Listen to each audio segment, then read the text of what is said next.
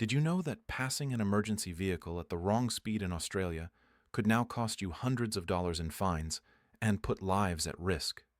The rules changed in 2025, and thousands of drivers are already getting caught because they simply don't know about these new regulations. Stay with me because what I'm about to share could save you from a hefty penalty and help protect the lives of emergency workers who risk everything to keep us safe. Welcome back to Senior Benefits Guide. I'm here to bring you the most important updates that affect your daily life in Australia. Today we're talking about critical traffic rule changes that came into effect in 2025, especially around emergency vehicles, breakdown services, and several other road safety measures that every driver needs to know about. If you drive anywhere in Australia, whether it's daily commutes, weekend trips, or occasional drives, this video is absolutely essential viewing. Before we dive in, make sure to hit that subscribe button and turn on notifications so you never miss important updates like this one. Trust me, staying informed could save you hundreds of dollars and keep you on the right side of the law. So, let's get straight into what's changed and why these new rules matter so much. Across several Australian states in 2025, significant new traffic laws have been introduced specifically dealing with how drivers must behave around emergency vehicles, breakdown service vehicles, and in various road situations. These aren't minor tweaks to existing rules. These are major changes that carry serious penalties if you don't comply. Let me start with one of the biggest changes that affects drivers in South Australia this year.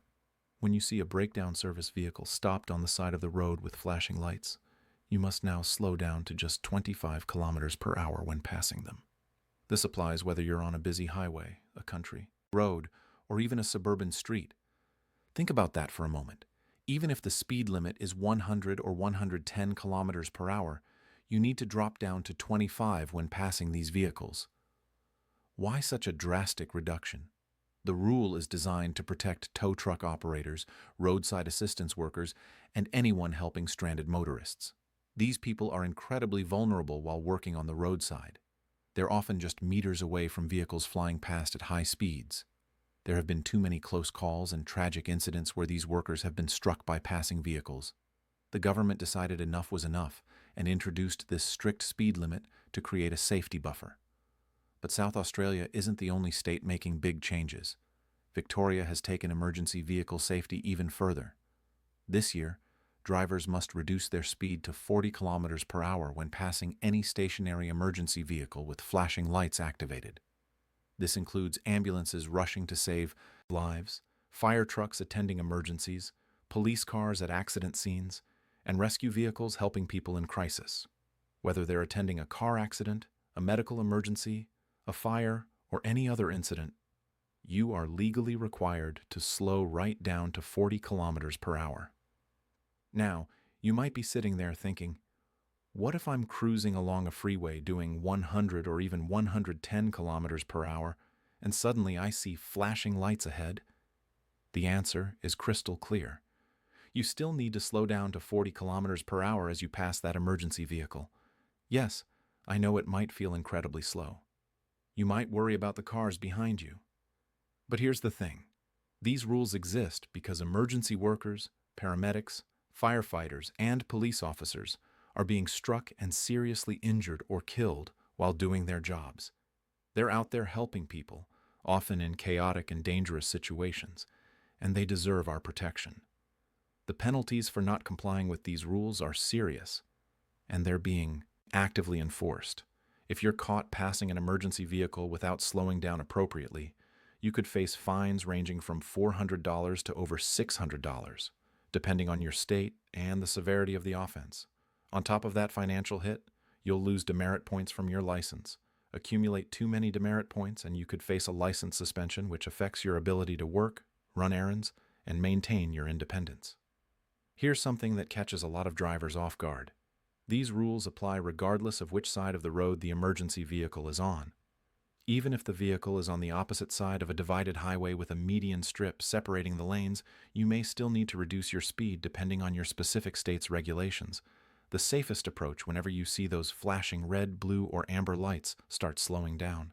It's always better to be cautious than to risk a fine or worse contribute to an accident. Let me give you a practical scenario. You're driving home from work on a multi-lane highway. traffic is flowing smoothly at 100 kilometers per hour. Suddenly, you notice flashing lights up ahead on the shoulder. An ambulance has stopped to help someone. What do? First, you start gently braking to reduce your speed. Second, if it's safe and legal, you move to the far lane away from the emergency vehicle. Third, you slow down to 40 kilometers per hour as you pass. Fourth, once you've safely passed and the emergency vehicle is well behind you, you can gradually return to the normal speed limit. It might add 30 seconds to your journey, but it could save a life. Now let's talk about the other major updates that rolled out this year. Dozens of new regulations have been introduced across different Australian states. These weren't just minor administrative changes.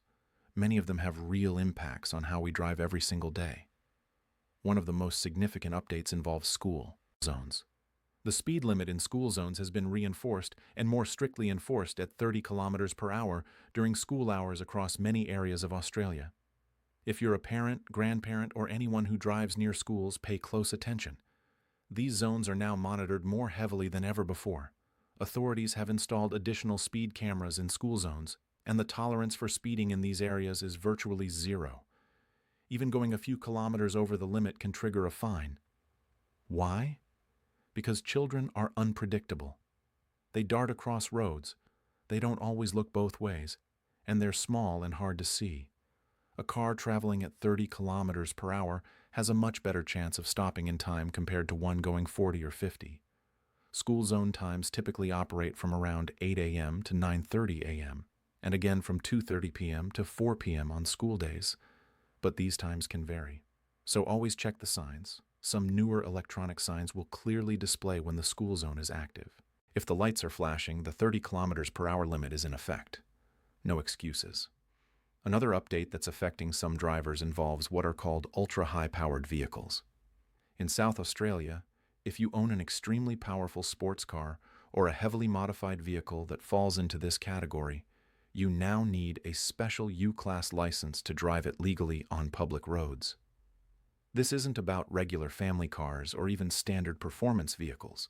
We're talking about supercars and modified vehicles with extraordinary power outputs. The government introduced this requirement because these vehicles require different handling skills and present unique risks if driven irresponsibly.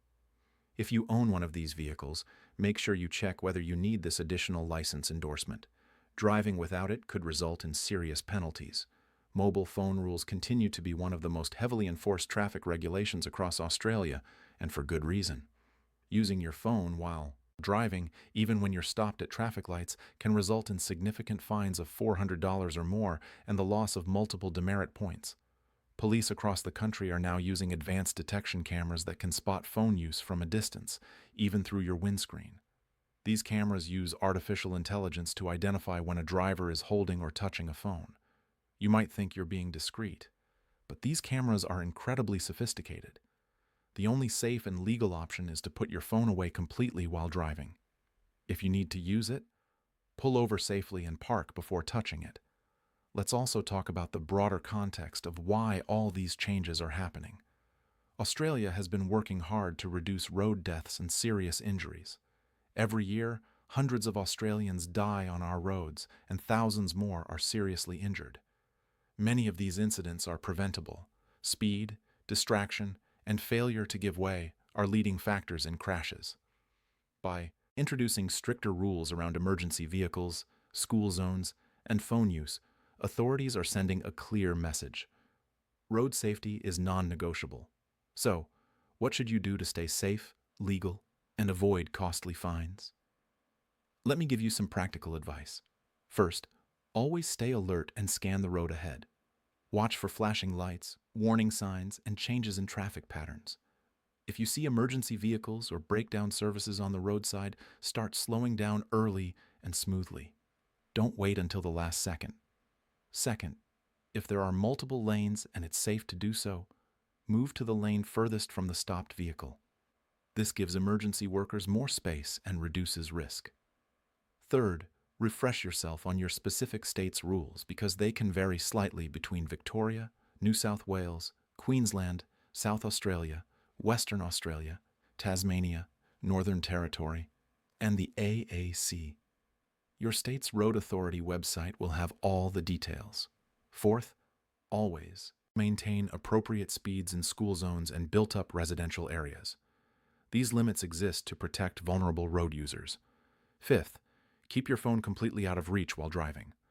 Put it in the glove box, your bag, or on silent in a cup holder where you won't be tempted to check it. And finally, stay informed about changes to road rules. They do change from time to time, and ignorance of the law is not a defense. I want to emphasize something important. These rule changes might seem strict or inconvenient to some drivers, but they're genuinely saving lives.